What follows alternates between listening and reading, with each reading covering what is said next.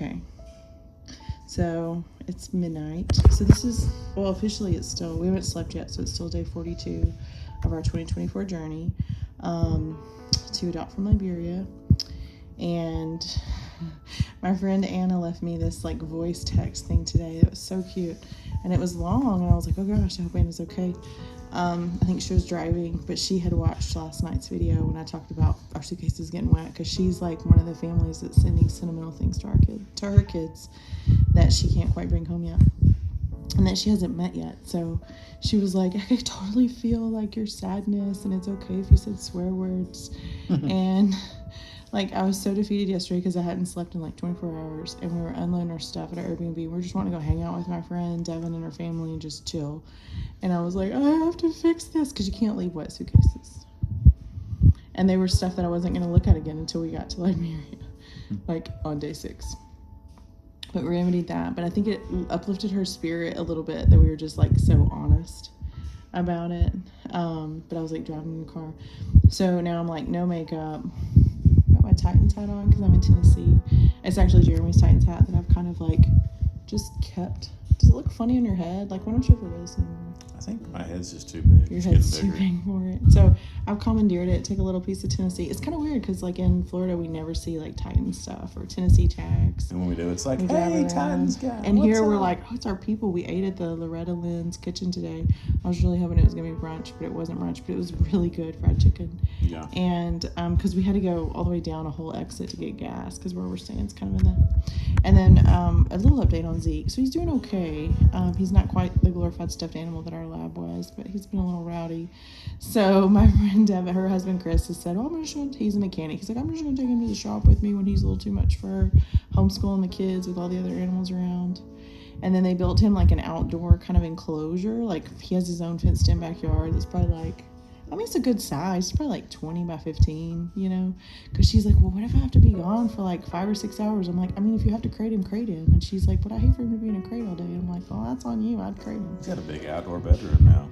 Yeah. So anyways, we went there today and just vegged out on their couch, ate junk food, had our own personal order pizza by her husband, who never left the kitchen.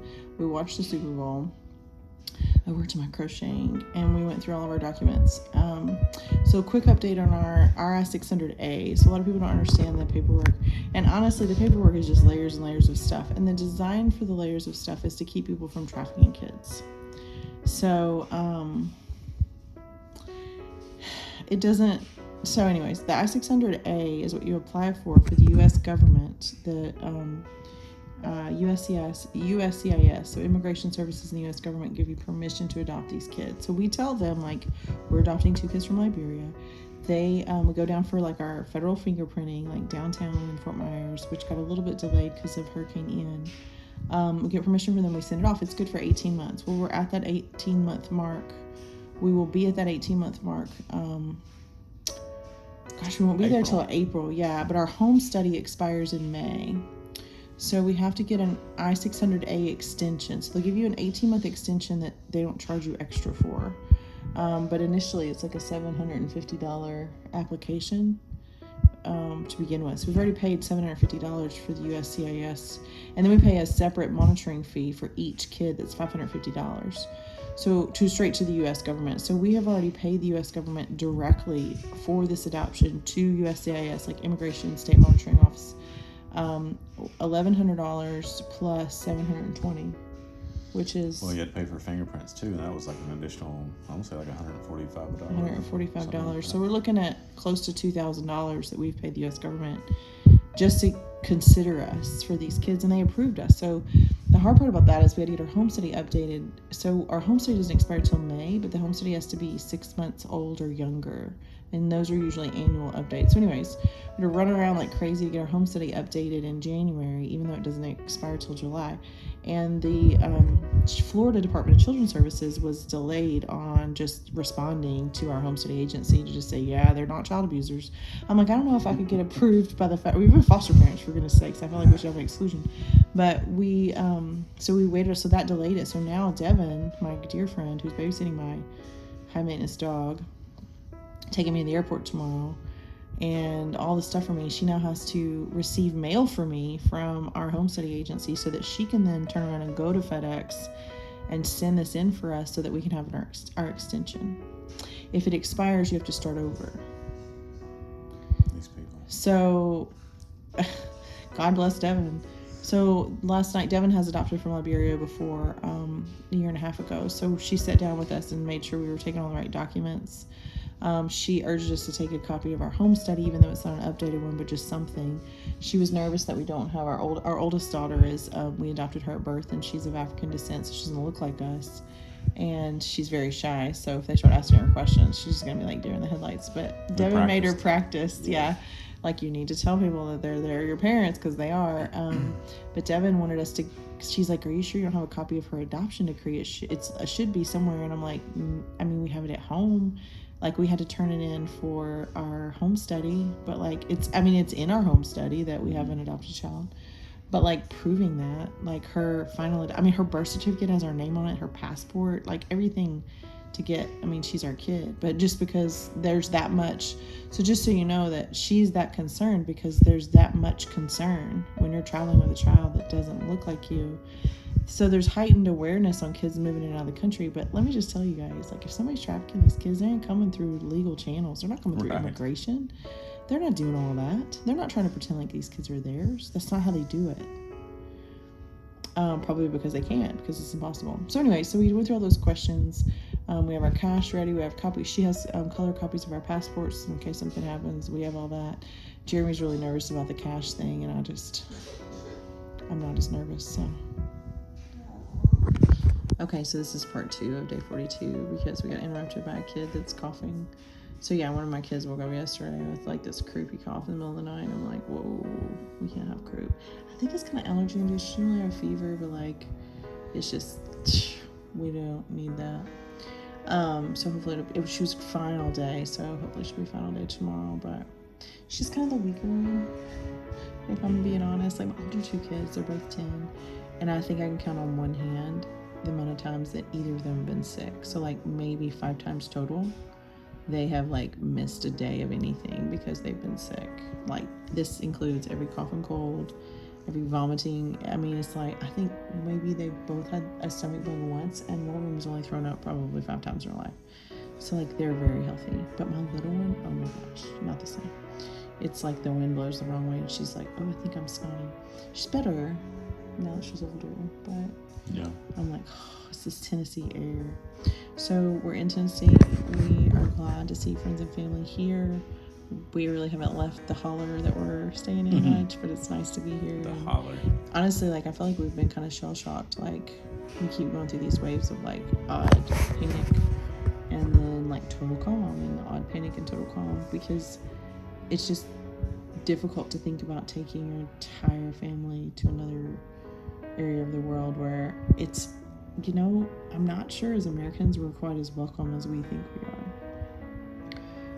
I just want to say that, even tonight, like, doing this video late, and I don't know, I'm gonna have to try to figure out how to splice it together into one video since this is part 2.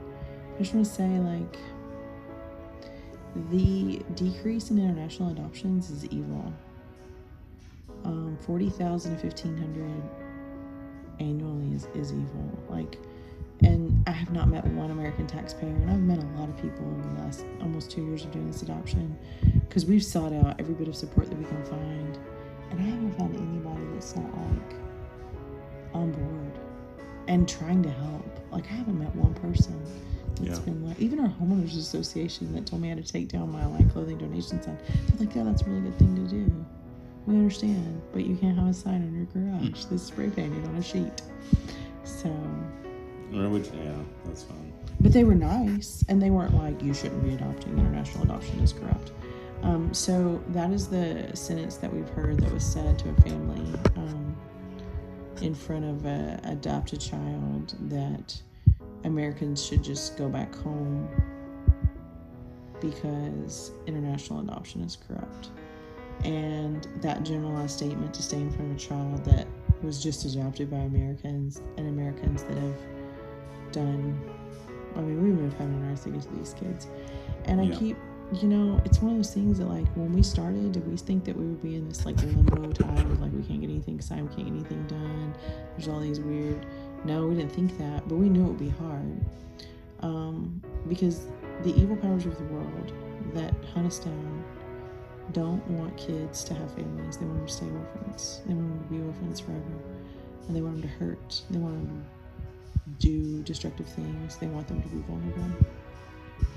You keep leaning your head out. And then it comes back in. It's like half I was thinking about what you said about, I want to play a game. My perspective. Well, imagine the perspective adopting parent that heard that phrase after moving everything in the world to get there, and have somebody look it down and say that when they've done all this work, all this paperwork, fundraising, whatever their story is to get to that country and complete that adoption, to be told what you're doing, you're participating in corruption, you should just go home. I mean, how insulting is that? Well, it's not true. If we were corrupt people and we wanted to steal kids from somewhere, we wouldn't do it like this. No. There's easier ways, sadly, to take a kid from where we shouldn't. And we combat that. As foster parents, we've combated it. As adoptive parents, we've combated it. As U.S. citizens, we've combated it. I was super excited because my friend Sarah, that sells from the Crown Free company, that does basically they're trying to stop trafficking with fashion, which is genius. And Noonday does a lot of that too. So they're very similar companies in style. But I bought a couple things from Sarah at the last show, and I got entered to win her Super Bowl giveaway. And she messaged me, and Jeremy and I share the Facebook. So he saw I have Facebook. I wasn't looking at it today, but she said I won stuff. So I have like $60 because of the guessing game for the Super Bowl, like the score or spread or whatever. And I didn't even fill in my own stuff. I was like, just pick up a random for me. I don't have time to look at it, but thank you. And so she sent me something for it. And I think that's genius. So I have the shopping credit. So I'm going to be in Africa, like trying to find her website to use my shopping credit because it expires or something. I'm going to be like, can you just send me some more of those beautiful tank tops? But I just wanted you, like, as Americans, like, we're fighting against this. So, like, if for somebody to look at us and say that this is corrupt, I'm like, yeah, I just want to look at that person if I get the opportunity and be like, I'm sorry for whatever happened to you that hurt you. How can I help? Because the words that have come out of your mouth that have been quoted literally across the world and impacted families and friends that we have and children that we have must come from a place of deep hurt. And I don't want you to walk around with those scars. That's what I would say if someone looked at me and said, you should go back home, international adoption is corrupt. I would look back at them and say, I'm sorry for whoever hurt you and for whatever darkness has chased you. And I would like to try to help you. Because that's got to be hard. I don't think that that's what Jeremy wants to do to that person, but, like, that's what I want. I mean, just another example. We definitely printed off our I-600 if we get to that point. It's 17 pages per kid. It's 34 pages of documentation with a manual of how to complete the form. Who's corrupt?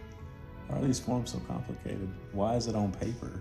Why do I have to fill this out and take it to you? And she's like, we may not get to adopt our kids on this round, but she's like, just in case. Just in case, take this form. And I looked through our adoption agency's paperwork and everything else that we could possibly find, and no one else said to print this. And she's like, yeah, but you need it. And I'm like, there's so many layers here. And I don't know, like, she had it with her, and she said you need it. I don't know if it's something that she just had with her and could proceed. She said the timing of trying to get it printed out would have been too difficult, and we just need it. Like, she's like, you just need it. It's just because the internet goes out, and you may not have a printer, and who knows where you'll be, and this is what you need to bring. And she calls them her nieces, to bring the rest of my nieces home. So I don't know, but I'm gonna try to splice the two videos together that we did, the first and the second, and we're gonna watch some TV and go to sleep. We have a lot of good packing done.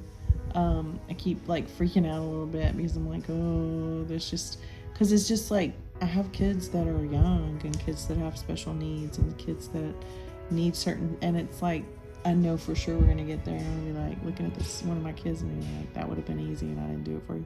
I've already had some second thoughts about, like, these books, because one of my kids likes to look at books every night, and I really didn't pack books for her like that, so I may be buying some books in the airport. You did a great job, though. More than I could do. But like we were here last night, and thank goodness where we're staying. If you ever need to stay in Centerville, Tennessee, stay with Jennifer because she will hook you up.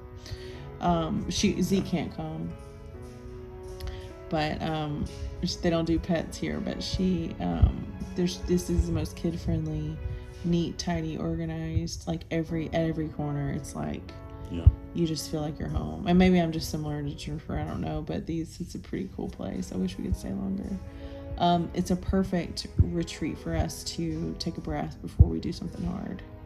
So day 42. We haven't gotten in a huge fight yet. We flirted with it today a little bit, but we tap dance all around it. Gotta be in the same team. It's just difficult. 42. Is there a good significant thing with the number? I think it'll be funny when we get to day. Well, we're not 42 years old anymore. I keep thinking I'm 45 and I'm only 44. And I even told somebody. I think I told somebody at work I was 45. Stop rounding. And I'm like rounding up, and I don't know why. I don't know why. It's a slippery slope. 45 then 50. Oh, I'm not wise enough to be half a century. You're either 35 or 50 forever. Maybe that's why. And then you don't have to add anymore. So we miss our people like that. My hair looks awful. It does look kind of weird. What's Did you up, wear a people? hat today? I did, but I took a shower. So. Did you wash your hair? Yeah. You had to think about it. Did you use your special soap or did you use the in-house soap? I used the free fancy soap. I gotta go look at the fancy soap and see if it's gonna mess with my there's hair something dye. when you go to somebody else's place and You you feel get like to you're- use their shampoo and stuff. It's awesome. It's Yeah. like, I want to try this. Get in there. So our next... I want to try this and get in there. Is that the best phrase you could think of? Sorry. So I don't know if you guys have ever watched there's like a sitcom called New Girl that we usually watch Friends before we go to sleep, but I've gotten really sad about Friends because of Chandler dying. Yeah. But I feel like I knew him. rest but I his didn't. soul. But we've been watching New Girl and it's got a lot of crass humor, but like we were watching it on the iPad last night and we're like there's like this thin little wall between us and our kids. It's just more adult humor. It's not terrible, but it's not awful. But I'm like, oh, I think they're so like. I keep thinking about Jack Nicholson playing the Joker, and he goes, "Wait till they get a load of me," and he's talking about how bad he is. I'm like, "Wait till we get to Africa and they get to hear my hillbilly." That's gonna be wait till they get a load of me, y'all. I mean, they probably won't. You're so worried about getting robbed. They probably won't rob you because they're gonna think you don't have anything. I got nothing, man. You got a hassle too. I barely got here, pal. So, all right, that's all we have. Bye. Bye. Happy day 42. Day 43. Flights. Yeah. Should be fun. Should be. Oh, yeah. I thought our flight wasn't that full because none of the seats were taken yet, but apparently you can only pick your seat early if you're a SkyMiles member. So I was wrong. It's full. Good. It's gonna suck. I'm gonna sneak some people. Why? So they'll stay away. Gross. And then come kiss me. Don't do that. Don't sneeze on people. You just act crazy and they'll. So I told our they'll dog, come I was near like, you. Zeke, that's not a good way to win friends and influence people, what you're doing right now. So, okay. Good night, friends.